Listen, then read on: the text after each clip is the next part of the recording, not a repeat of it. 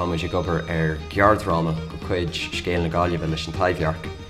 A bheits chuthar siúil Shráid Láir Taibhdheirce. Agus sé tedal an geardráma ná an Dé Deireadh. Is Scéal uafáis é seo, Scéal uafáis faoi titim na Neill, titim an sochaí Gaelach in éideann. Ach, I suppose, os rud go bhfuil muid ag déanamh an drama seo, tá muid fósaigh leart na Gaeilge, tá muid a chur an drama seo siúil, sé sin an freagra atá muidí edúirt an Scéal sin.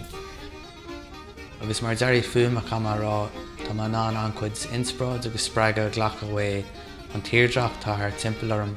Agus tá sé ag duna aithris an Scéal seangréagach faoin marathón ach achar sa ggóthaigh Chonamara sa tríomhthíos le linn concas na Normannaí in Aile.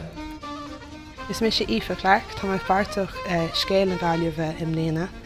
Scríomh mé gear seo faoi feardar bhanam Richard Curwen a bhí na chónaí Cosán Craig tíomh mud an cathair seo.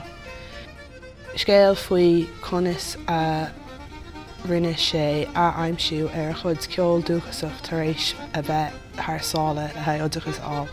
Ba an seo líonta le cheol, damsa tine agus ba go leor seo eile ar an oíche an 16 Aibreán. Is mis fíor chu Aibreán, is haolaíontóirí má chulann mé, agus tá páirteach de Scéal na Gaillimhe, buchas le Bígí Taibhdheirce agus Galway Culture Company.